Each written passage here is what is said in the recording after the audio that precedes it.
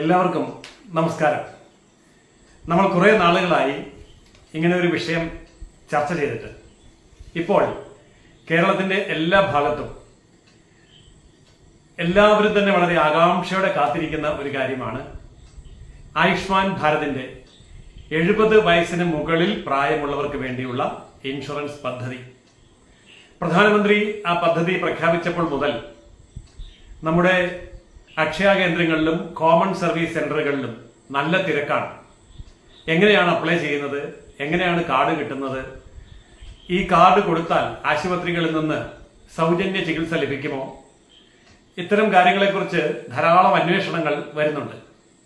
ആ പശ്ചാത്തലത്തിലാണ് ഇതിന്റെ ഇപ്പോഴത്തെ നിജസ്ഥിതി എന്താണ് എന്ന് വ്യക്തമാക്കാൻ ഞാൻ നിർബന്ധിതനാകുന്നത്.